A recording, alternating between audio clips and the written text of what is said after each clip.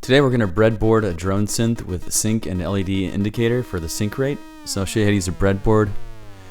This top row labeled 1 has A, B, C, D, E. It's like that's one wire. You can connect things all in that one row of 5. Same goes for every row. So row 5 here, everything you put there will be like it's connected.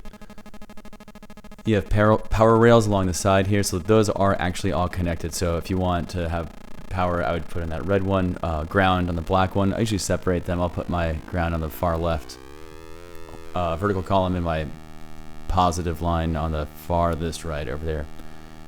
So these 5 are not connected to the 5 on the right there. They're separated by this line here you can see in the middle. So those won't cross over unless you put a jumper. For our power, we're going to use a household 12 volt DC.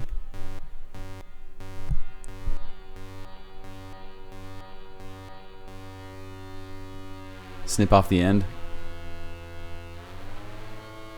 You could salvage a barrel plug and leave it on there if you want and solder that onto your board.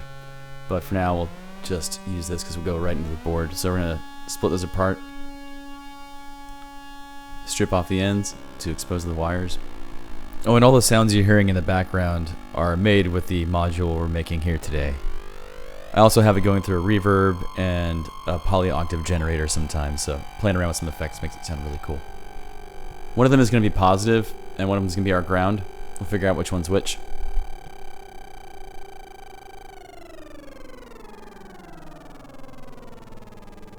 Alright, so you're going to need a multimeter for this. Doesn't matter if you get it backwards, nothing bad will happen. So we'll just kind of check it out. Put on your voltage setting, plug it in. And we're getting a positive reading here, it's not showing a negative, so we got it right. Each wire typically has some kind of indication to separate them. If we got it backwards, it would just say negative like that. But so now you just make note of which one's which. But you can't put it right in the board there because it's all these little tiny wrapped around copper wires. Jamming is not going to work. So we'll take some solid core wire and solder that on so that we can actually plug it into our breadboard. Just get a little piece of red for positive and black for ground.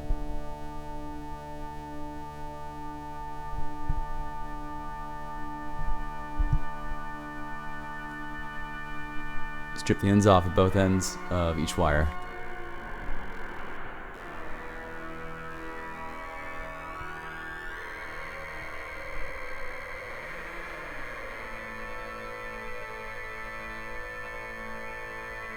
I'm going to solder those together to our power cord. Black on the negative and red on the positive. I'm going to go ahead and add a switch in while I'm at it.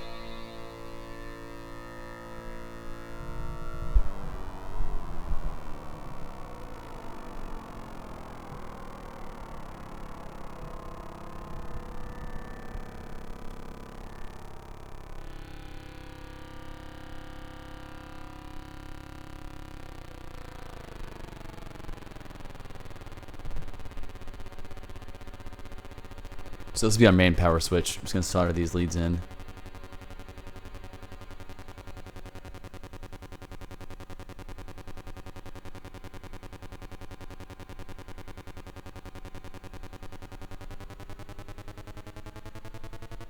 So one end's coming from the power supply, and this will be my positive line that will go into the board.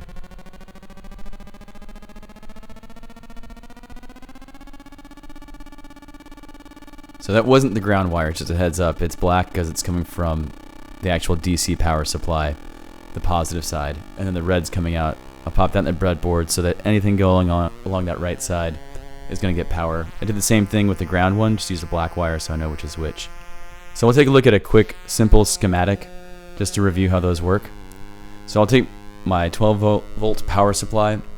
That's going to be like the red. That's the schematic for a switch and then a resistor we're going to throw in there. So 10k ohm resistor is what we'll put in there. And then so we can see what's happening, let's put an LED. This is the symbol for a diode, and then we'll have arrows coming out showing that it's a light emitting diode, which is what LED stands for. And then this symbol means ground. And in this sense, it's pretty much a complete circuit. I know it doesn't go all the way around like you might have seen with like a battery schematic. But this is how it might look if you just use a power supply and go to ground. Alright, so I got my 12 volt DC on the right side, the positive. and then I put the ground on the left side. That's just typically how I do my rails. You could do it any way you want, really. So there goes the resistor. You notice that it's in the same far right side as the red powered plus 12. And then it jumps over to its own row. Doesn't matter what row we put it on, but anything connected to where I just put the other end of the resistor is going to be connected to it. As you can see, I've pointed out that the longer leg goes in first because the current needs to flow through an LED in a particular way. It's, so we want it to go like positive to negative. So the long leg should be positive, and then the shorter leg should be going to ground, to the negative. So onto a separate row, I'm going to put that shorter leg of the LED, connect it with a jumper wire on the same row as the short leg as the LED, and then go all the way over to ground there. There are a couple of different ways you could configure this. This is a simple way to do it though. The light works, that's great.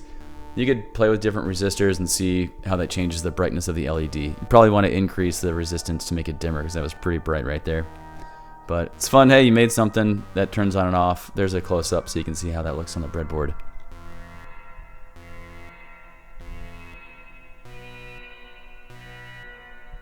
So this is the 4106 IC chip. This is going to be the core of our oscillator. It's a special kind of op amp that's an inverter. So if it gets a high input on the one pin, it'll put a low output on the second pin, and vice versa. So if it has no signal coming in the one pin, then it'll have a high output coming out of the second pin, which is whatever you supply it with. In our case, it's 12. Oh, it just walked off there. But you have 6 sets of these. So we're gonna try to make that basically turn on and off really quickly to make an audio rate signal. All right, so here's a segment of our oscillator that's gonna actually make some sound. This is how we make it charge and recharge, turn on and off. So it's like pin 1 and 2 on our chip here. We're just gonna focus on just those two. And that symbol in the middle is basically the symbol for our Schmidt trigger op amp. If you don't know what any of that means, just hook it up like this, it'll work just fine. So we're gonna plop that in the breadboard. I put it straddling that middle row so that my left side of the pins and the right side pins don't accidentally connect. So I'll label this 1 and 2 for pins 1 and 2 on my chip. Alright, so we got to connect this to a capacitor, and then the capacitor is going to go to ground. We also need to connect it to one side of a potentiometer, and then one side of a diode for later. So this will have 4 connections on this one row. It's going to be pretty busy there. Alright, let's see what that looks like.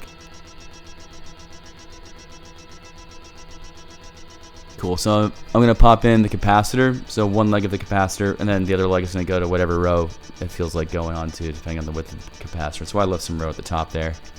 You could probably even leave a little bit more room if you want.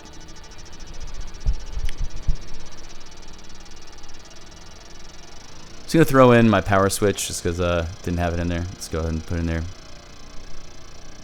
That way we know where to put stuff if it needs to go to ground. So the other leg of our capacitor needs to go to ground. That symbol with the 2 lines that are about equal length there, they should be equal length, is the capacitor.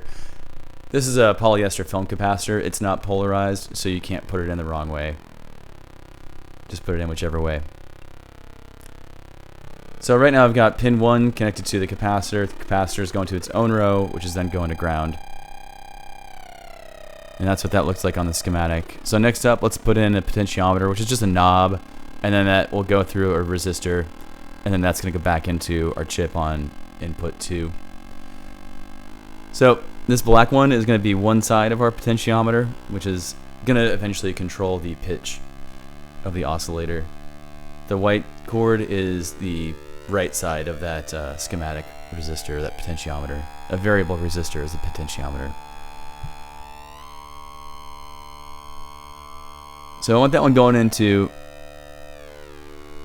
row 1, and then this one's going to go down to its own row over here. So I put the middle pin connecting to 1 on our chip, and then the white one, the right side pin, is going to its own row so we can hook some stuff up to it. So whatever we connect to that row where the white one's connected will be like it's connected to it. It's sort of like if you can imagine like you would solder them together there. So I'm going to grab this resistor, and it's going to have to go over to the second pin on our chip. So here's what that looks like on the breadboard.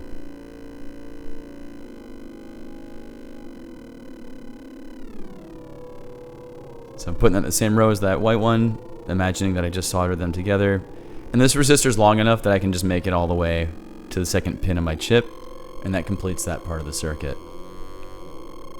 So the only thing in the second pin right now is the end of that resistor.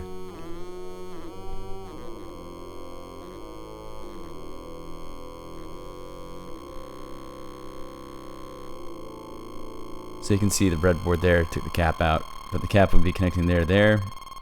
It goes through that knob, and then through the resistor, and then the resistor connects it back to the second pin.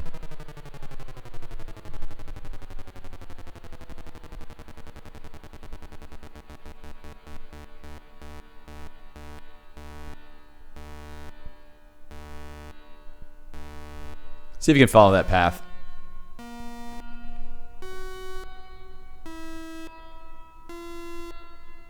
Alright, next up we're going to add a buffer. And a buffer is good because it isolates the electronic components. And it's basically going to be a copy. That's what a buffer is. It's a copy of a signal. It helps to isolate the signal so that it comes out a little cleaner. So I'm going to use a jumper, and I'm going to go from pin 2 to pin 3. It will invert the signal, but we don't really care because it's an audio rate signal. Doesn't matter. But just in case you're wondering, it will actually invert the phase. You might use that for something. So, simple jumper. Just took a little piece of wire, stripped off both ends, popped them there. So you can take a look at what we've done so far. Alright, next up we're going to go over here and make our volume control. There's also an AC coupler. That's what that 10 microfarad capacitor is. That's going to make our signal so that it oscillates around 0, because right now it's going positive 12 and then 0, positive 12, 0. And this capacitor will actually make it centered around 0, so it's like 6, negative 6, 6, negative 6. And then we'll have a volume control because we don't want to fry our equipment. We do want to have some freedom over how loud this thing is going to be. So that's what this section is going to be. So we're going to come out of pin 4 and do the rest of this.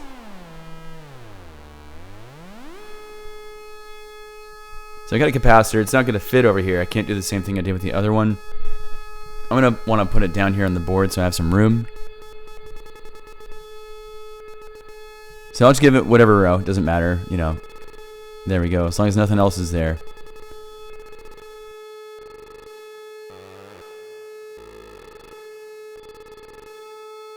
They actually will blow up. I know this from experience. You don't want to blow these things up. Alright, so basically I'm just taking a jumper from pin 4. I'm going to jump this down to the positive side of the capacitor.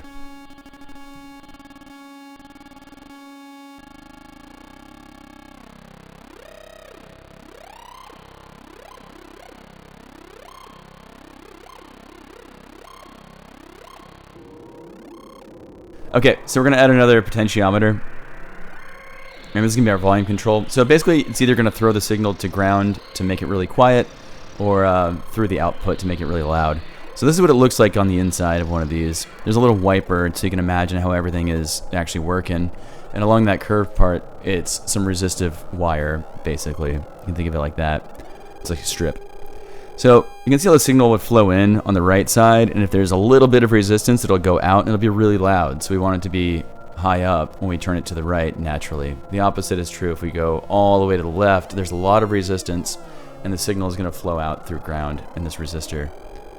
There will be a lot of resistance basically, so you won't hear much coming out of it if you twist it all the way to the left, because there's going to be a lot of that resistive material between the signal and the output.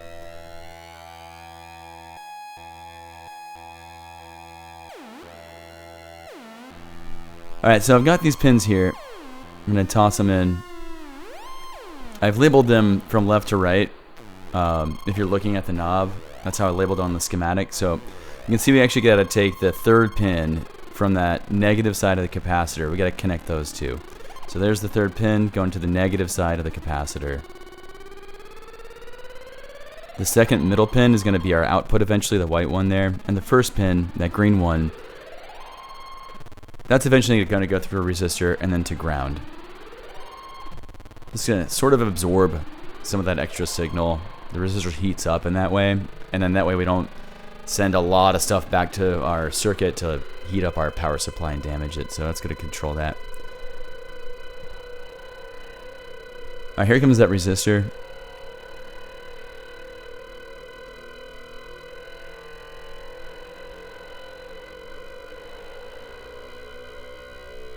And that's going to the first pin. I know they like kind of got twisted up there, but that green one is actually pin 1, going through the resistor to its own row and then hopping over to ground.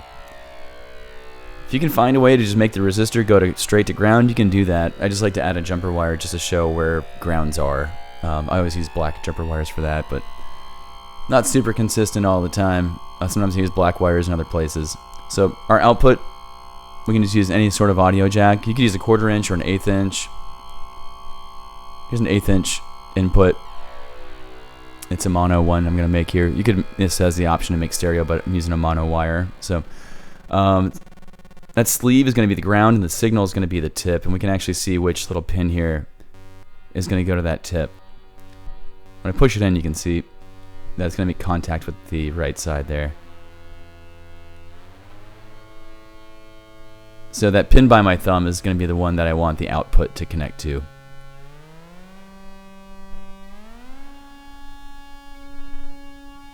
I'm going to pre-solder this and get it all ready. Just add some jumper wires, kind of like I did with the power supply, so we can plop it into the breadboard. It's good to have a couple of these just for breadboarding.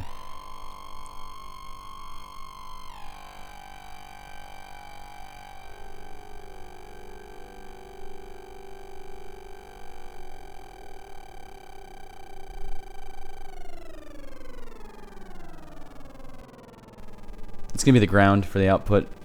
And then here comes the signal.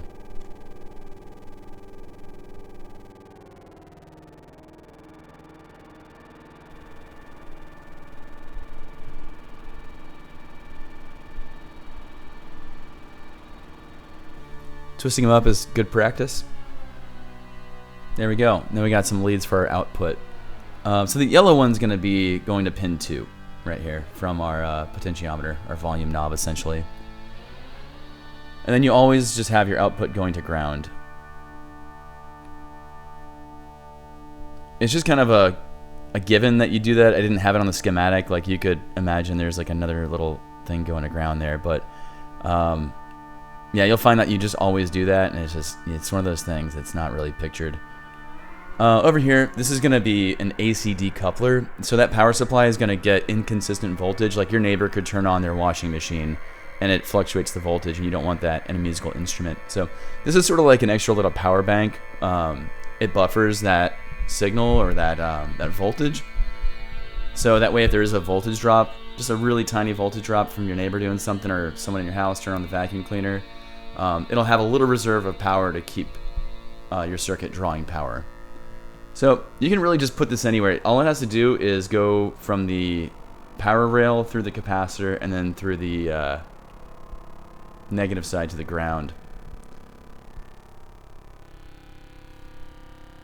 It looks like it's connected to something on the schematic, but that's just because everything that's going to ground is actually just kind of like it's all connected to ground. So I just slapped that on the right side of the schematic because it kind of looked nice there, fit there. Just kind of a side part of our circuit, sort of a more of a maintenance thing. There we go. We're like a utility. So yeah, basically we'll get constant voltage with that cap there.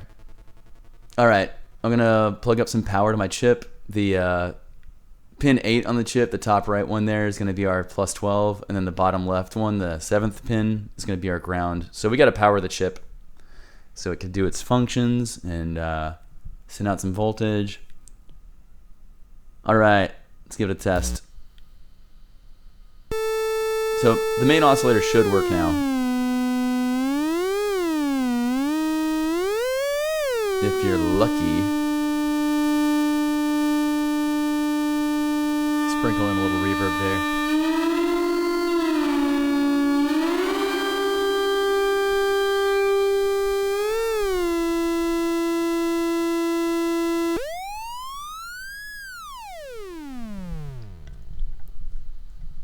Alright, you can actually change the capacitors. and mess around with them and see which ones give you different sounds. So that'll change the pitch if you swap those out. So breadboarding is really fun for testing things out. I got these capacitors from a compact fluorescent light bulb. So you never know what you're going to get with those. They're like little Easter eggs. And so you can just desolder them, have a breadboard like this to test them. And that way you can see like, oh, this is good for more bass tones, or this is good for more high-pitched tones, or maybe it's good for an LFO, which is a low-frequency oscillator. But yeah, I like this one. It gives a really good bassy sound. I like being able to get those really low frequencies, and it doesn't get up so high that it's like crazy annoying. So that one's cool. Let's go with that one. Now we want to make the sync oscillator, which is basically the same thing as our first oscillator. So this is going to control the first oscillator and basically turn it on and off at a particular rate. So it's like boop, boop, boop, or real fast, you know, boop, boop, boop, boop, boop, boop, boop. They're separated by this diode, and diodes have to go a particular way. They're polar. So make sure that your diode's in the correct way. There's a little line on the diode so you know which way that's going to go. You'll see like a little white band, and that's indicated by that black vertical bar on the triangle for the diode symbol. I got this from CFL as well. Compact fluorescent light bulb. They're full of goodies. Just gonna get this thing in there. It's good to have some pliers. It's gonna get pretty crowded and your fingers won't be able to get in there, just to bend some wires and get things where they need to be.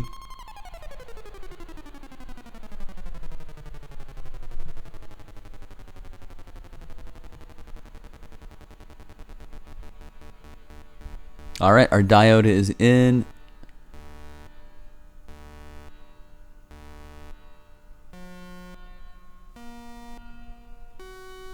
So it's connected to pin 1 of our oscillator. And then it goes to a switch. So I have the diode going to its own row. Looks like it's going up pretty near the top there. And then I'll use the switch as a jumper. Might as well. And this is going to go over to our, basically our output of our next Schmidt trigger. So the second one of that pair. I think the first one has like the input and the second one is the output. So there's that input.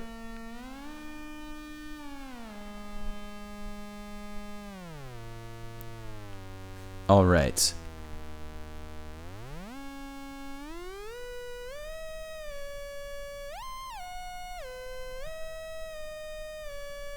So I'm going to jump pin 1 down to its own row here, give it this capacitor here. I don't want to mess around getting it near the power rail up there, like that red one that's going over. So yeah, there we go. And then I'll put the negative side to ground with a black jumper.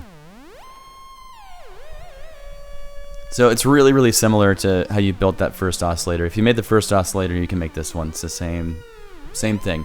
Using a bigger capacitor so that I get a lower rate, so it's like an LFO, low frequency oscillator. This one does get up into the audio range, which is how we get those cool sort of ring modulation sounds that we'll see. If you get the sync to go kind of near the rate of the audio frequency, the main oscillator gives you some really cool effects. But let's build it first. Alright, so this one we got 2 potentiometers.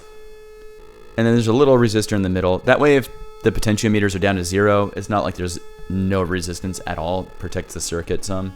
So that's what those resistors are. That's what that 6.8K one is on the main oscillator. It also helps you adjust the pitch of it. You can have some freedom there with that to some degree. So I have 2 potentiometers on this one because I want one to have a coarse control, so to change it by big values, and then a fine control if I really want to fine tune that sync control. So that's why I have that. You could do that with the pitch one if you wanted as well.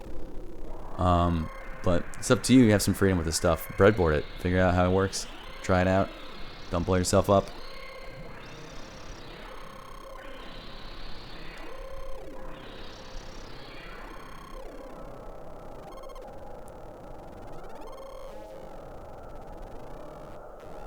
Alright, so going from pin 1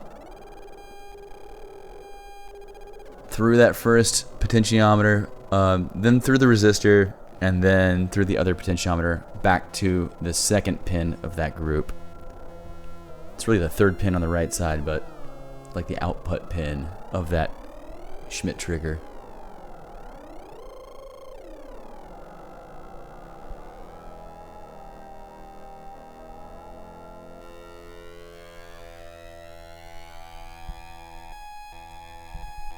So that output pin is going to go out through here into a buffer, and then another buffer, and then through a resistor, and then an LED that's going to flash whenever this sync is going to turn on our main oscillator. So it's cool, it'll flash when the other one's on. I have it going through those inverters twice there because I want it to flash when the thing is on. If I just did the one, then it would flash when the thing is off, and that's just not very intuitive. Right, it's kind of backwards. So that's why I used that other one. We got plenty of Schmidt triggers on this. There are 6 on this. They call them a hex Schmidt trigger. That's what the 4106 is. So it's like you got plenty of them. Well, I think we'll even have an extra one at the end.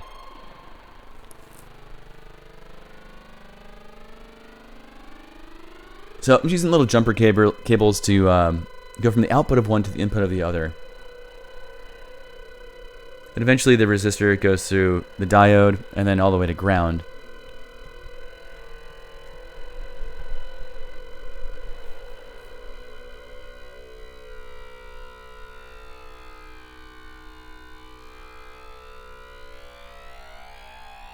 So you can think of each junction on the schematic as like a row of 5 on the breadboard. They would all go to that same row of 5 if they're touching.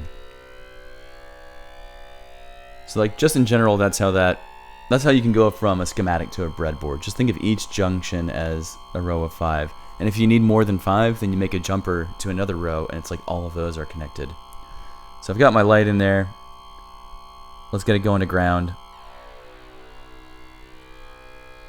All the way over there. Here we go. So our light works. That's pretty awesome. It worked on the first try. That like never happens. If you got it to work on the first try, like way to go. You're better than me at this. But yeah, so let's try it out and see if the rate of that light changes. So there we go. Both of them actually work. Sweet. So that means my sync oscillator is working. That's rad. All right, let's give it a shot.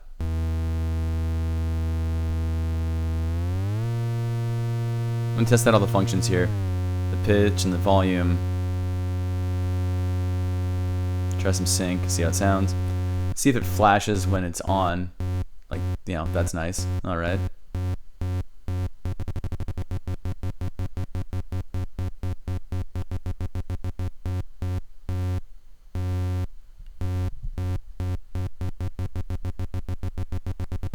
If it doesn't work, check all your connections. You know, sometimes those capacitors kind of come out a little bit. They get wiggled out.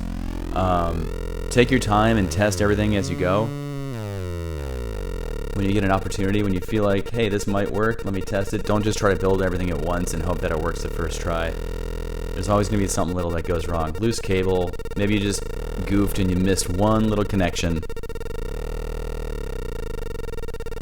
Patience is key.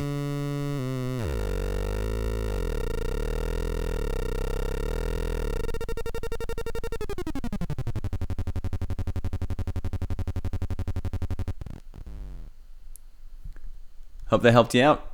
Thanks for watching.